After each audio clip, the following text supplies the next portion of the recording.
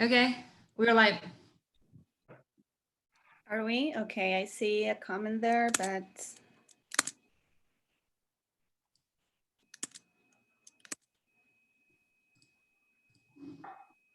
I have the YouTube tab open. Okay.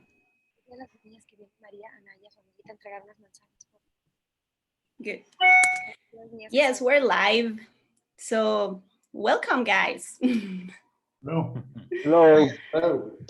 How are you? So we're here today because we're having this first virtual happy hour where we have great people from Mexico and from the US ready to share with our audience, with our beer friends, what they know about beer, about craft beer, about this passion that all we share, and of course about food, because we have Ana today too. So Joaquín, I don't know where Joaquín is. I can see him. Estoy, ¿me ven? Yes, now I see you. I'm here. Hola. Hi to everyone. Hopefully you are in house, in home, and ready to enjoy good beers.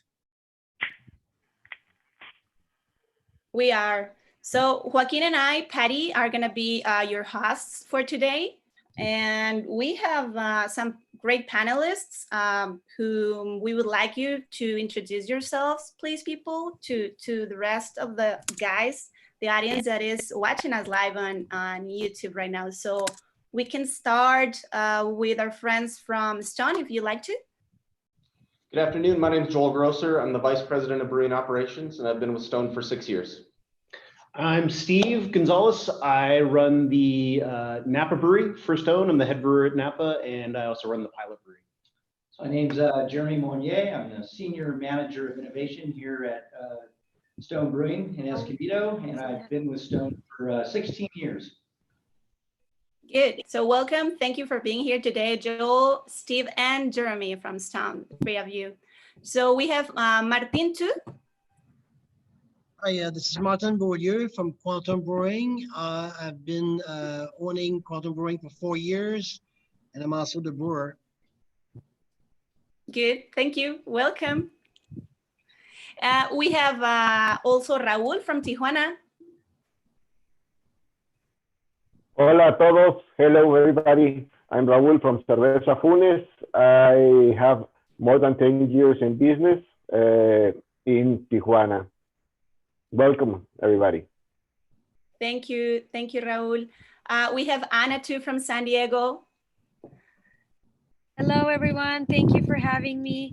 I'm Anna from True Taste Company. Thank you, Ana.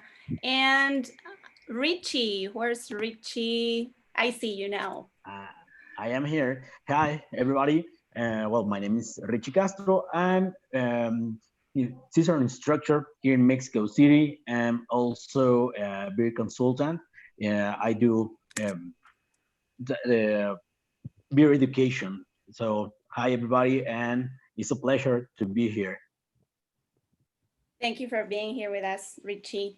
And who am I missing? Of course, Joaquín. I know we're going to be the host, but why don't you introduce yourself too?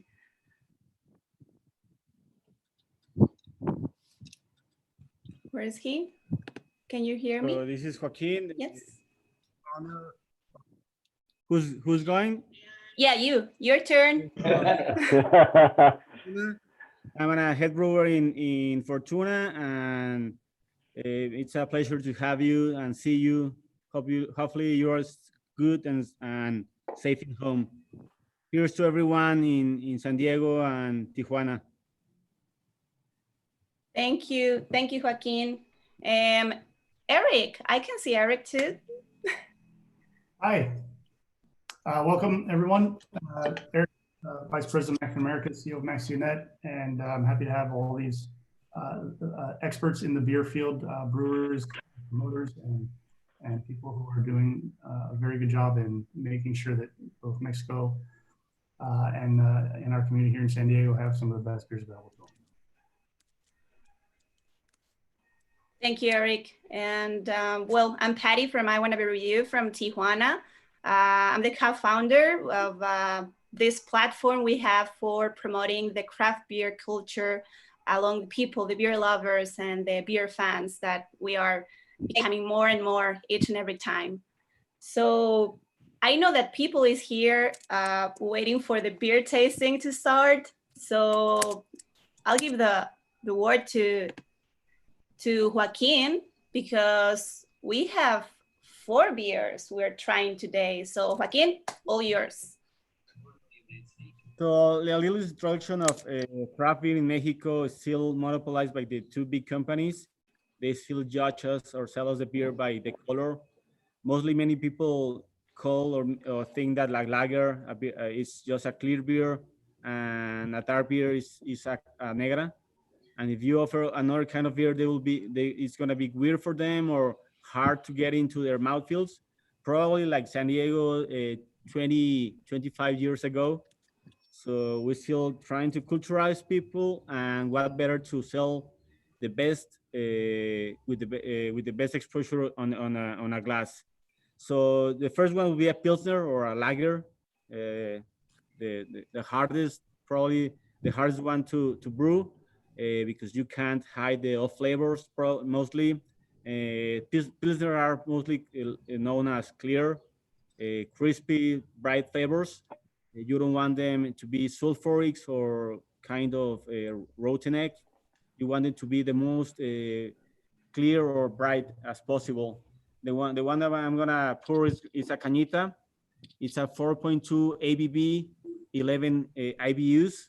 We call it cañita because in Spain the cañitas are a pilsner in a short glass, 20 centiliters. It has to be for a good hot weather season. The one that I use, the one that I'm pouring, it can be a hybrid because we use US hops, American hops, Mexican lager yeast from Wild Labs. And it's Pilsner's malt from Weirman. So in nose is clear, is clean on the nose, bready. I'm gonna taste it and sip it. You guys, the guys from Stone, or can talk a little bit more about the lager. What you what do you think is the best explanation to it? Please. Well, this is our lager that we have. This is Tropic of Thunder. This is not a traditional lager in many ways, but also it is traditional in many ways. So as we already discussed, it is made with lager yeast. It is made with Pilsner malt, but from there it diverges. We use mosaic hops and citra hops and a newer hop called Cashmere, which is a public hop variety. It's also very heavily dry hopped. Some IPA techniques and some lager techniques, also very much a hybrid style like the cañita.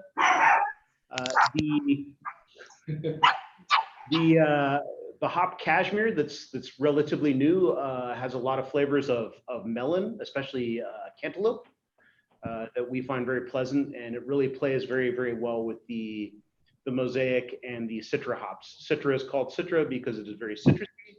Mosaic is called mosaic because it does a little bit of everything. Lots of dankness, lots of lime. For me, I always get a little bit of lime peel. So lots of fruit characteristics here, and then also some lager yeast characteristic, very clean, and then also very bright, crisp Pilsner malt character. Yeah, I like the fact this beer really combines, the classic style. You get that nice malt base, and it's crisp and clean, but it is hoppy, kind of Stone style. We like hops, so we try to use hops in everything. We do use hops in everything. Yeah. It's a 5.8% ABV, so not excessively high, a mid-range ABV beer, alcohol by volume.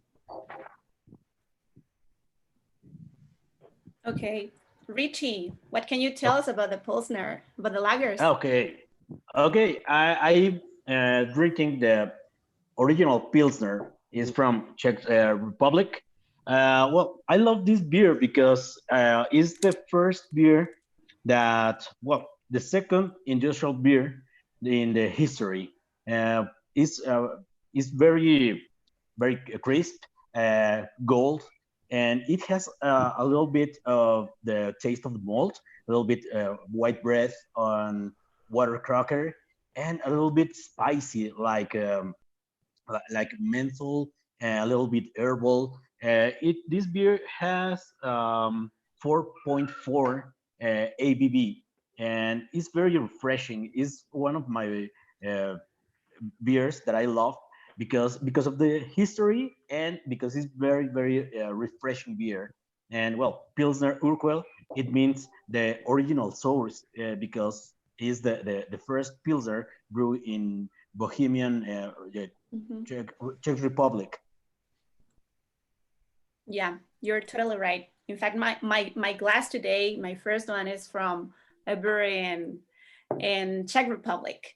But well, I'm having this one from Cerveza Fauna, which is a very famous brewery here in Baja California in Mexico too. But I see that Ana, in fact, is having the Tropic Thunder, right? Yes. So I don't know if you could tell us, Ana, a little bit about how would you pair this beer? What kind of food can we try with it? I think since this beer is so light, crisp, and fruity, I would pair it with something that contrasts, like something spicy. Okay. Maybe something with some lime notes, some citrusy notes, but something spicy and would be a good contrast to it. All right. I would add a little bit. Well, I would pair this beer with white fish with some kind, a little bit of lime. I don't know, on some leaves. It would be a good pairing with this beer because of the fresh taste and the fish. I think it could be a good pairing. I agree. A quick note, if you guys can hear me, we introduced here in Mexico along with Stone IPA, two IPAs actually, and the Area Bastard Ale. And the lager was the one that received the most comments in terms of being extraordinarily fresh. I thought was really interesting, but I'll let you guys explain that one.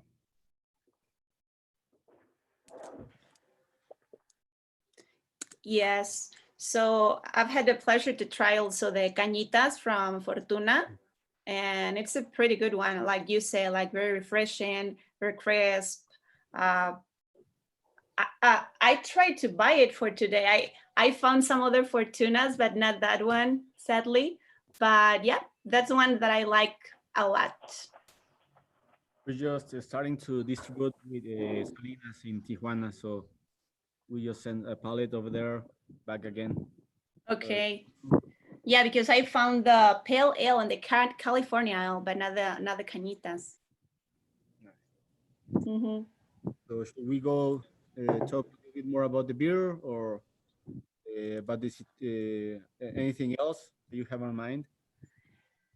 Anything else you want to say about the Pilsner? Or we can start. I think what we could do is start with the first round of questions. We have this trivia going on today.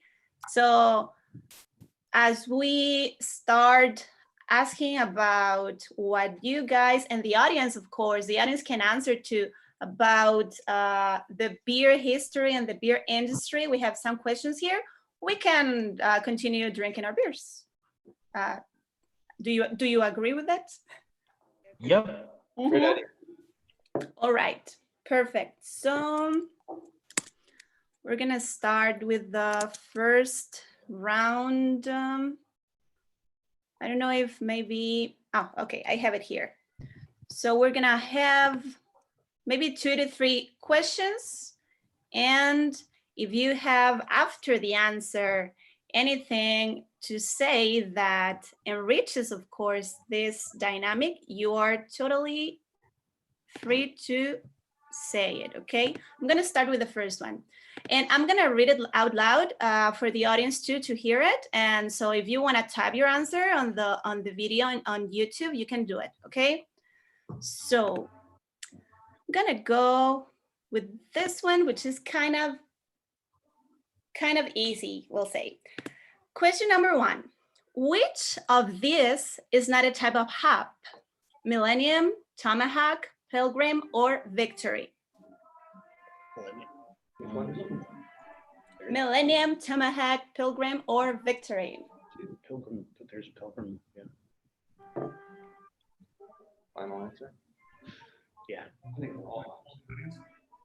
Anyone else wants to vote? Ready? 2, 3, 4. I have 4 voting here. 4, 5, 6, 7. Okay. I think that's it. Everybody voted? Yeah? Yeah. Okay. Yeah. Okay. So I'll share the result here. And let me tell you that the right answer is Victory.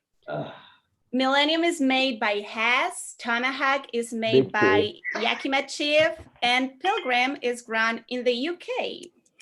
So Oh, that's like a trick question, because right away as a brewer, you're thinking, oh, Victory, because of Victory malt. Yeah. And yeah, of course. Lots on this. For Victory Brew, yeah. yeah. Yeah, it was a little bit tricky, but That's was good. Tricky. That was the idea. And you did it good. Yeah, I was reading, guys, about the most common hops that California brewers use. I don't know if you have some preference or that you use a wide range of hops for your beers. I mean, we at Stone, we use a lot of hops, and we're always trying now new hops, do a lot of experimentals, and work with growers and different vendors around the world to help actually, propagate up hops and try to get new hops into, available to the industry. Recent hops that Steve mentioned, the Cashmere, which is a public variety, which is really exciting. Of course, Mosaic and Citra over the last few years. A lot of people are using, and those are being planted more and more. One of the newer ones that we really like and are jazzed on is a hop called Sabro, which is a newly proprietary blended hop that's done by the guys that have also done Mosaic and Citra. But yeah, there's so many out there, and that's part of the fun of our job is experimenting with the different types of hops. Of course, definitely. What about you, Raul? What do you think about the hops access also in Mexico? I mean, we live in Tijuana, and maybe we can go and easily get some different options from the US, but what is your opinion about hops and the use of it? Well, we have a lot of troubles with hops. As you know, we cannot grow hops in Mexico. So that's a big trouble. And we can reach only the hops that can buy in the United States, Germany, or whole Europe. But we don't have enough varieties like USA, or we don't have cross breeds that we could use to experiment or to make some weird beers. So we have only what we can get, mostly the most common hops and no more. But well, when we take a great hop, maybe a Big Secret or something from Nelson Sauvin, well, we try to experiment and make good beer with it. Okay, Joaquin, what about you?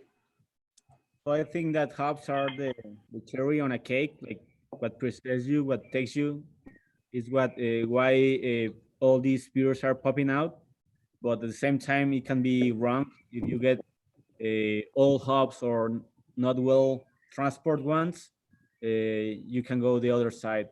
In Guadalajara, is farther from TJ or Ensenada or other parts, so we need to go through a serious supplier, or even go and get contracts.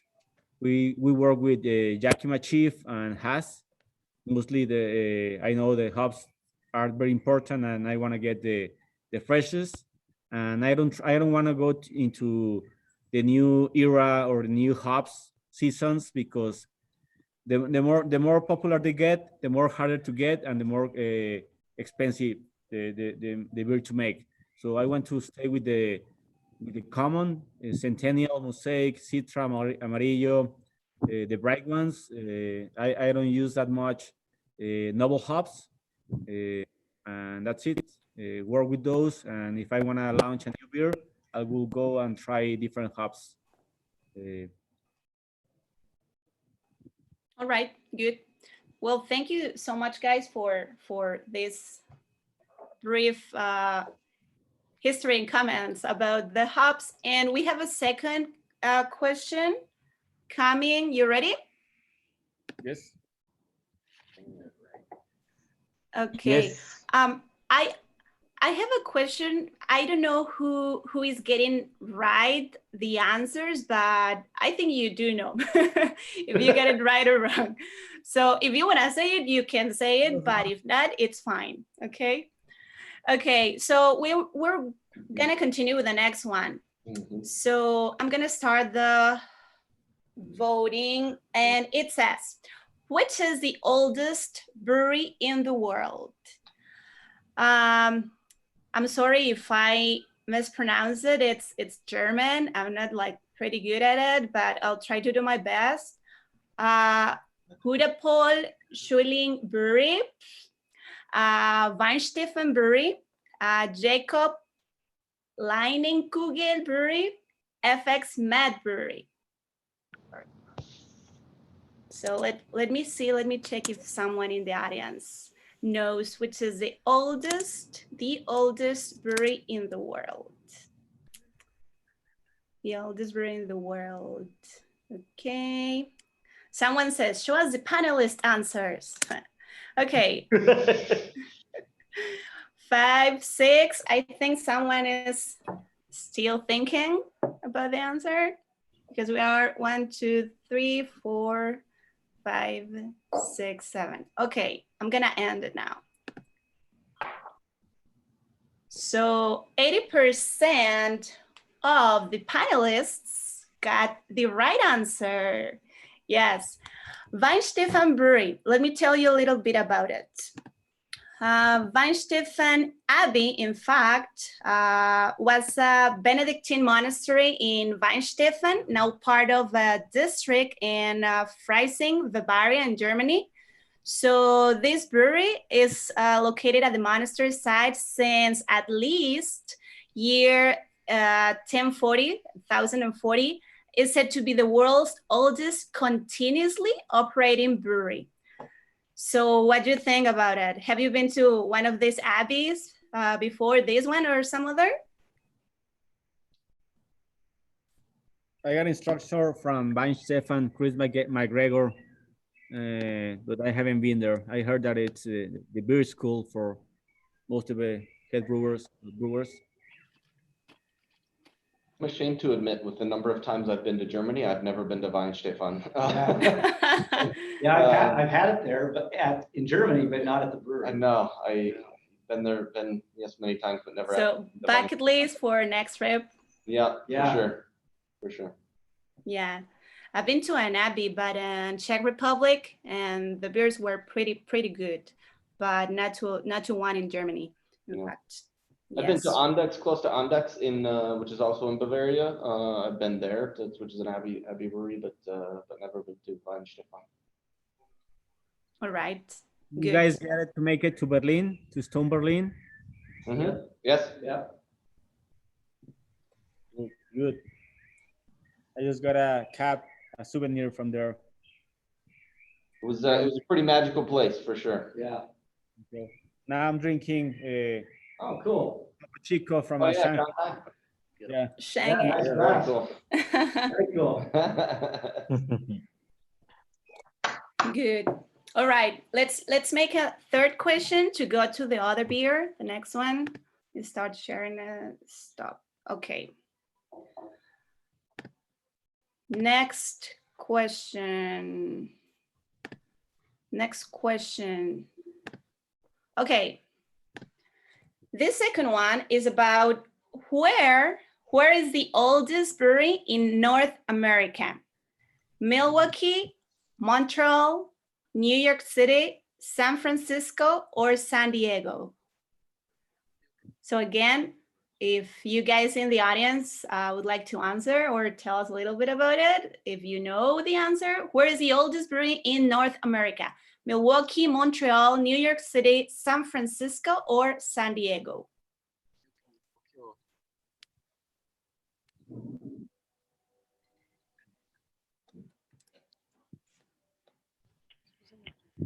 Ready? 3, 4, 5. I have 5 people. Anyone else? All right, we're in. Okay, someone said over here, New York City, Montreal. We'll see. Okay, let me show you the answer. Invitation, share results. Oh, Okay, so 57% of the panelists are right. So the oldest brewery in North America is in Montreal, and it's founded in Montreal in 1786. It's the Molson Brewery. It is the oldest because it continues producing beer on the site of the original brewery. I know it is a merge now with an international beer company, but still it's the oldest one. So I don't know if you have been there or tried their beer. Definitely, I tried the beer. I'm from Quebec. Oh, so I grew good. up on that beer. What can you tell us, Martin? Well, it's a nice lager, relatively strong. They have different version, light and stronger. I personally, I preferred Labatt Blue. Okay. But my beer of choice was Labatt Blue. But once in a while, a good Molson Dry was something I was drinking when I was in my early 20s. But yeah, I've been to the brewery in Montreal too. Passed by there a couple of times, and Yeah. Okay, good. Yeah, I was in Montreal like 3 years ago, and I remember this brewery, which was a pretty not big but amazing place, like different one, Dieu du Ciel. I don't know if you've heard of it. Okay, he's on the board, so he's kind of busy too. He's selling, that's important. Mm-hmm. But well, yeah, that was a brewery. I think Martin can comment a little bit after this. So I'll stop sharing it. And any comments, guys, about the oldest breweries in North America? How old is Stone? 24 years, yeah, almost. 1996, so almost 24. Yep. Okay. In August, or actually we are 24. In August. Yep. Good. All right. So how is your beer? Do you have an empty glass or not yet? Empty. Empty? Perfect. Almost? Okay, because we're going to the next type of beer, which in fact, I'm gonna tell you a little bit about it. We're gonna go straight to the IPA. I'm sorry, I couldn't get the Stone IPA or the IPA from Fortuna, but I get this one. I have the Pizza Port. Yeah. Swami's IPA. I think you know it. Yes. Yes. So a little bit about IPAs. For example, for us living in Tijuana, or for me living here in Baja California, sorry, it is very common that we are very familiar to the West Coast IPA. Or for example, right now there are like very trendy still the hazies or the New England IPAs, but there's a wide range of different IPAs depending on the malts, on the hops, on the bitterness. You have the Belgian IPA, the English IPA, which is like the grandfather of this family of beers. The black IPA, the rye IPA, the session IPA with less alcohol, to say more drinkable style. But I don't know, what can you tell us, Richie, about this style? About this style, India okay. Pale Ale, yeah.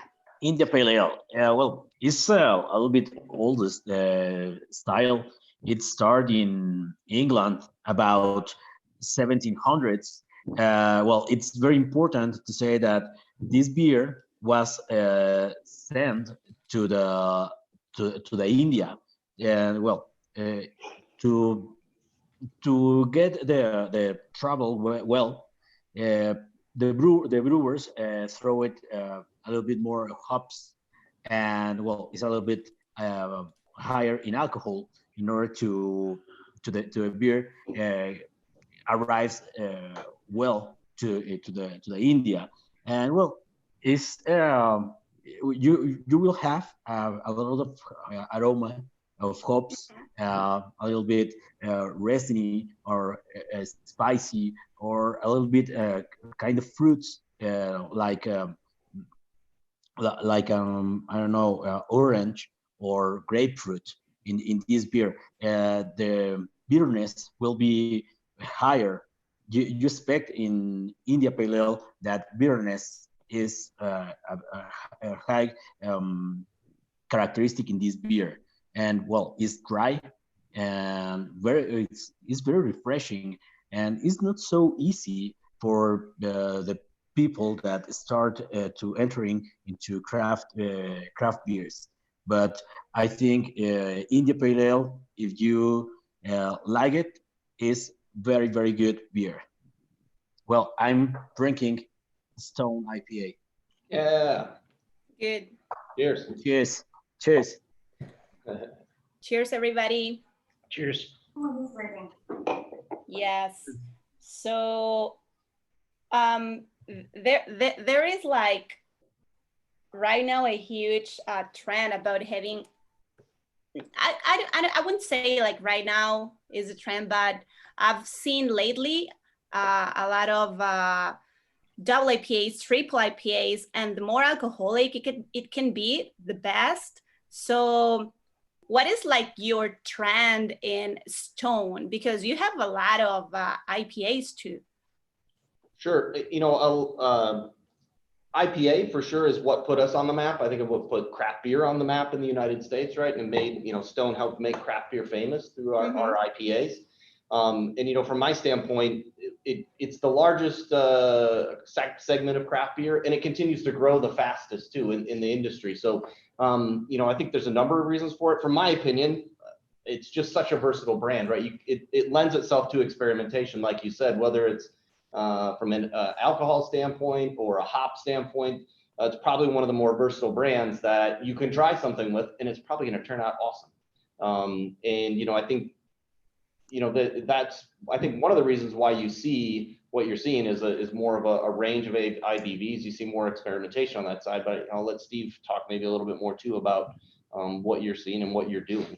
Yeah, I think one of the really interesting things about IPA is from its inception, it's really evolved. There's some historical evidence that some of the first IPAs had a lot of Brettanomyces, which is, Brettanomyces means British yeast, because it was so associated with this style from England. But not so many years ago in the UK, where the style was originated, IPAs were about 3.8% alcohol. And this trend in this country to try to make something that emulated the historical styles of IPA, which were 7% or above alcohol, became very popular. And now we kind of think of that as a West Coast IPA. One of the really interesting trends is as New England IPAs, which are sweeter, very much a higher malt perception in the beer, with some hops that are very softer flavor palette. We've actually seen some people come in and say, "Oh, I want your lightest beer. What do you have that's lighter in flavor?" And we say, "Oh, we have this lager, we have this, we have that." And they're like, "No, I like IPAs." And they don't realize they mean a New England style IPA. And that association is very interesting, because IPA up until a few years ago was sort of seen as solely this West Coast style that's very intense. And as so many interesting hops from the Southern Hemisphere become available, some really interesting new stuff from South Africa, of course, New Zealand, Australia. We made a beer with Bike Dog in Sacramento. And I said, well, I have some really cool hops I'd like to use from Australia and South Africa. And they said, oh, so you want to make a West Coast IPA, meaning West Coast of the United States, which we didn't use any American hops in there. So it's a fun, very divergent style. I think what really defines it is a lot of hop character. If you don't have a lot of hop character, it's not an IPA, but within that criteria, there's fruited IPAs, which we do a number of those. This, a West Coast IPA, and then we've started to dabble into the hazy New England style. Some people call New England style, some people hazy, some people juicy. These are all sort of the same thing. Jeremy works with hops a lot, and of course can probably say even more than I've already said. I was just going to say, Patty, I noticed you're drinking Swami's from Pizza Port, and actually that, and at the time, Blind Pig, when that brewery was in Temecula before Vinny migrated up to Russian River, those were really inspirations for our brewery. There wasn't a lot of IPAs around, and both our founders, Steve Wagner and Greg Cook, they were really knocked out by those beers, and right away wanted to do an IPA under Stone's brand. And our first anniversary was Stone IPA, and it quickly became a core beer. And we're pretty stoked to have that as one of the iconic West Coast IPAs. Yeah, good to know. I was reading about this one, that it has been brewed like almost the same way, like for 20 years. It's like a very iconic beer for this brewery, for Pizza Port.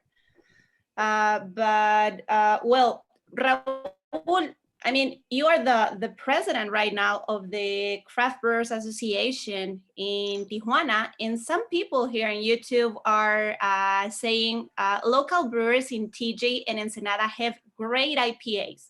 What could you tell us about this style in Baja, what you have found, what differences it's making, or even which are your favorite breweries for tasting an IPA?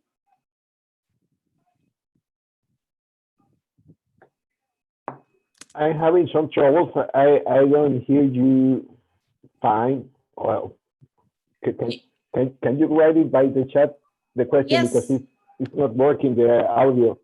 Oh, of course, of course. Let me write this down for Raul. I'm sorry about that, but I think that there's a lot of people connected at this time, so. Okay, what can I say about the IPAs? I think most of the brewers that start in Baja California, their first beer in homebrew was an IPA, because we don't know anything about different beer than Corona, Tecate, and there's no more beer in Mexico. So most of the people love the beer in the beer. I'm not, but most of the people do. So all the breweries in Baja California makes at least one IPA. Yeah. One of the regular beers there are IPA. So you gotta have an IPA on your regular beers, like you said. You gotta have. I have to. I'm not so fan of the IPA, but I have to make an IPA. I mix the common malt, the common hops, and I name it IPA X, as we say in Mexico. In Mexico, X is something similar to every other items. So my IPA is very similar to all the IPAs that make some that start all the IPAs wave. So they use Amarillo, Citra, and Cascade. We used regular Two-Row, Victory, and some caramel. So I think it's very similar at all the earliest IPAs. All right. So do you have any brewery who has like your top IPA in Baja or from Baja? Oh, it's hard to say great IPA. I just can say Insurgente was the first great IPA of Baja. Mm-hmm. And I think it's the most representative beer of the IPA style in Mexico. So for me, it's IPA La Lupulosa de Insurgente. Yes, for sure. Thank you, Raul. Ana, I don't know what you're having. Which IPA are you having? I can see it. 4.20 IPA. Okay, the Enjoy by 420 IPA. That's the one I'm having. I love it. I just had it like my last one like 3 days ago, and I really loved this year's release. So, okay, what can you tell us about it? How do you like it? And what comes to your mind about food?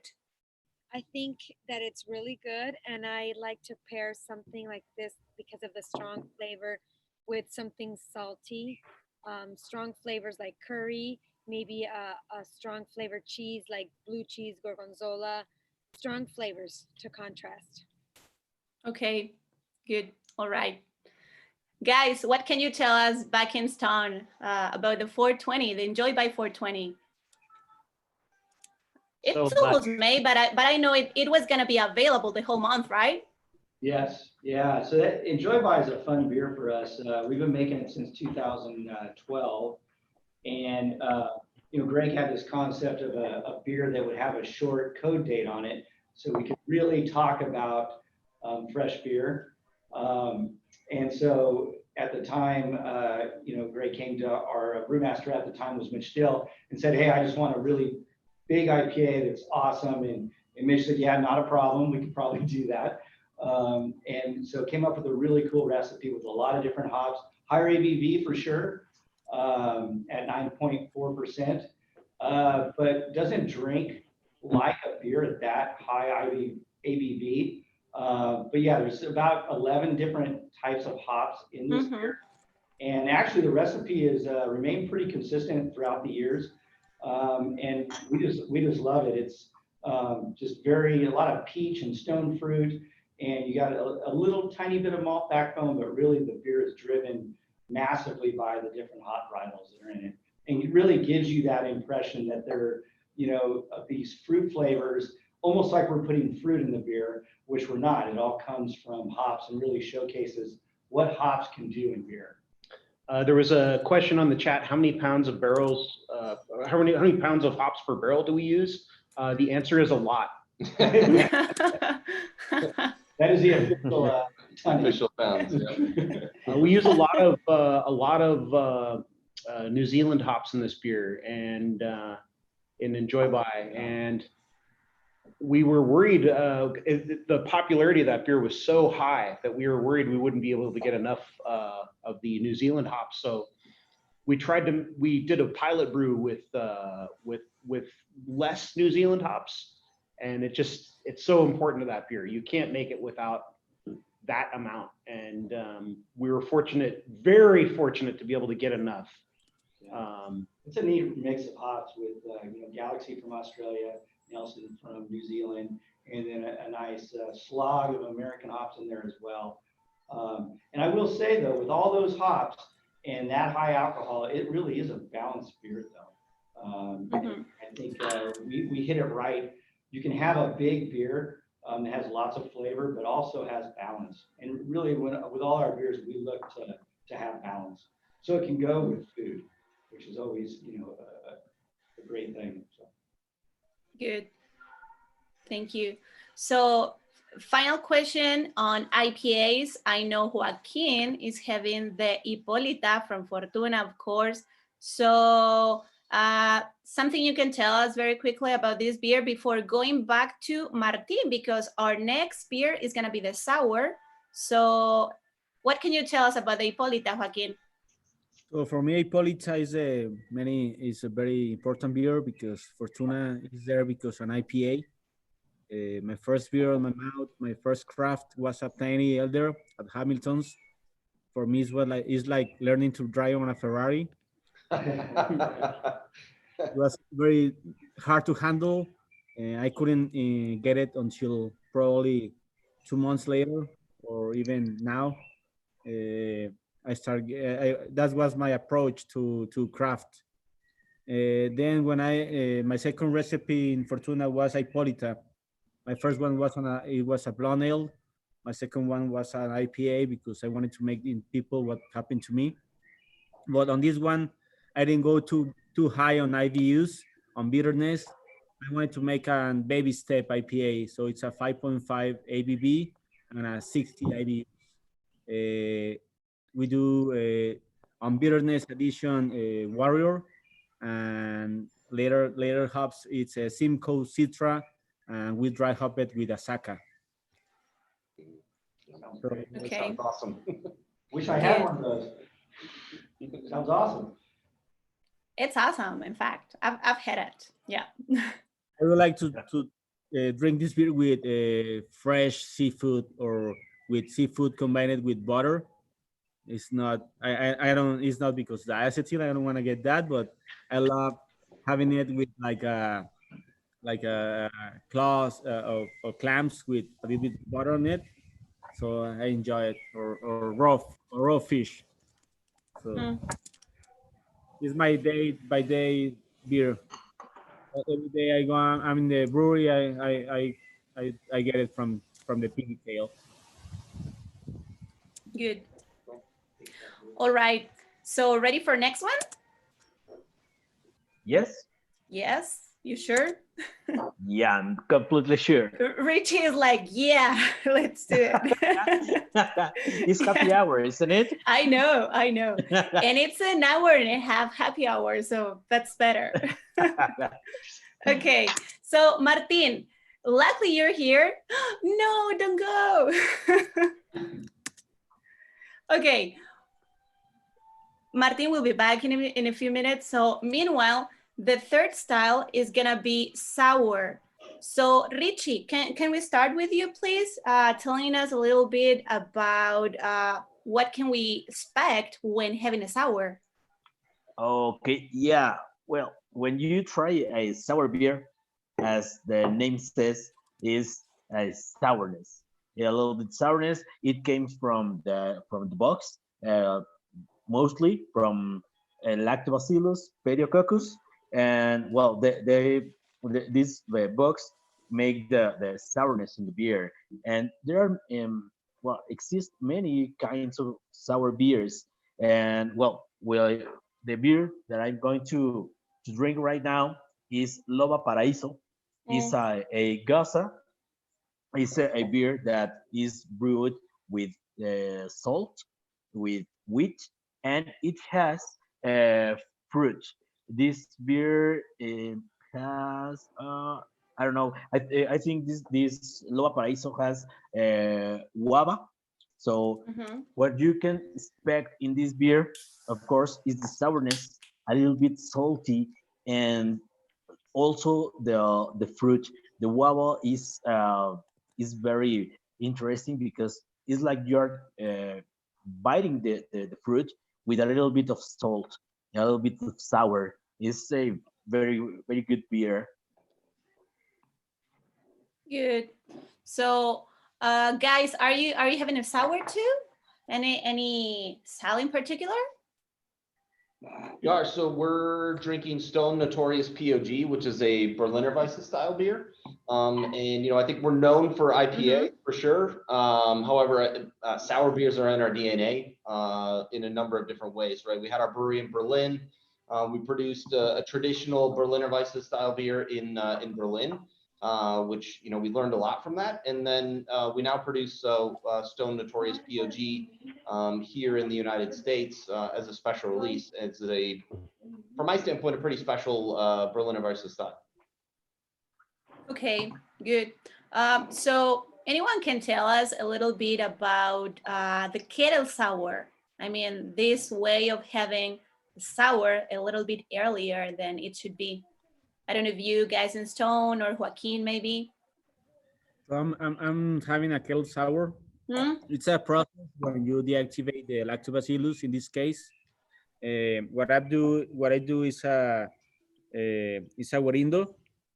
So I add tamarind pulp on the sour, on the kettle sour. I acidify prior with lactobacillus brevis. It starts for 4.8 pH. I drop it down to 3.7 in about 2.5 days. At that time, I send it to the kettle. I boil it. That's when we call it kettle sour. So we can be safe after that, or don't spread those things that we don't want to into a brewery, and probably can mess up. The one that Ricardo is having is probably one of a very good one from Guadalajara as well. Loba is here in Guadalajara. Then talking about this beer, it was my latest release. I wanted to do a sour, but the best approach would be with a tamarind. All our candies are full in tamarind and chamoy and those sweet and sour flavors. So we add about 30 kilos of tamarind pulp, 100%, on a 20 barrel batch, and we offer this beer with an envelope of tajin. So we want you to try it without. Try how is it on by itself. You have a lot of tart flavors. The tamarind, for me, and the nose be like a earthy, tart, sweet flavor, and then when you drink it, is like it puts the flavor on your cheeks.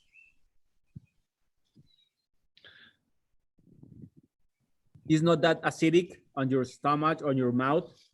And when you add a little bit of tajin, as we offer it, it will change a little bit the pH. It would get a little bit of sweetness and gets very close to a true michelada. What's a michelada? I don't know if all of us know what a michelada is. I do. In Guadalajara, well, sorry, in Mexico, we mess up with the domestic beer. So we got ice, a lot of lemon, coarse salt, sometimes tajin, probably light Corona, I don't want to say it. And Yeah. that's a michelada. If you add clamato, it would be like another thing. But we mostly use lemon and coarse salt or sea salt. So in some places they call it chelada, and some places they call it michelada. But, I wanted to bring something close to the feelings of a new culture of sours, well, of beer, and bringing in a sour would be harder to sell. So that was I called it sourindo with tamarind. Cheers. It was clear. Cheers with this third style. So Martin is here. Martin, I know you have also some sour beers. So what do you have in Quantum? Yeah, we have a number of beers, but yeah, let's talk today about the sour. This is a beer. This is a Belgian white that I soured in a wine barrel for 14 months now. It's not in barrel and anything. It's still in the barrel. I just took a sample from the barrel to taste it and see if it's ready actually. And let's taste it. It's got a nose of kind of citrusy nose. Mm-hmm. It's got a flavor. It's similar to a Chardonnay, a white Chardonnay, kind of citrusy and soury in the side there. So it's pretty good. What I do with that beer is usually I had a lychee extract. Mm-hmm. Goes well with that. So it's quite popular. So the second time I do this, I plan to release it in a couple of weeks. And also I have another one that I like to do something different. I'm a nano brewery, so I really got to innovate and do something else. And that's what I do. That's why I do this, because it's the fun of creating different style and experimenting. And so this one is an Irish brown that I aged in a Jamaican rum barrel. And then, took the beer out, I sold it, and I refilled it with another batch of Irish brown. And then I put a sour mix, a Belgium sour mix to it. So it's a mix of different bacteria and yeast. So I just did it like this, just decided to try that. And so it has a nose of roasted barley. So the roasted barley comes out in a chocolate malt. It doesn't smell, that's the sour doesn't come out in the nose. But there's a good sour flavor that comes out. It accentuates the roasted barley and the chocolate malt flavor to it. There's no hops left. After a while, it just degrades. So there's no hoppy. That's why some people really love the sours, because there's no bitterness. Mm-hmm. There's a little bitterness from the malt itself. So the roasted barley in that beer comes out. Normally in that beer that's not soured, you don't taste it because it's malty and it's kind of sweet. Now the sugar that was left in the beer was used to make the sourness. So now it's pretty dry. So we'll see. We'll put it on tap pretty soon. We'll see what people like it. We'll go from there. If it's good, we'll do it again. If not, we'll do something else. So we do. We experiment. That's good. So you like to experiment with beer? Yes, I'm a scientist myself. So I, take notes and try something. So I take a lot of notes. So if I do something great by mistake, I can do it again. Otherwise, I'll shoot myself in the head. So yeah. So hopefully. Good. That's good. Yep. I'm going to try it. Yeah. Oh yeah. Hope next time you're in San Diego, pass by. Next time after quarantine. Yes. Who knows? Yes. Yeah. I will. Okay. So to end this round, Anna, I don't know if you're having a sour beer. Yeah. Having the Belching Beaver Brewery. I wasn't able to find any Stone. So I have this brewery from San Diego. They're also local, 2012. And it's very sour. It is very sour. It almost makes your lips pucker, but it's not bitter. Like you were mentioning earlier, it's not bitter.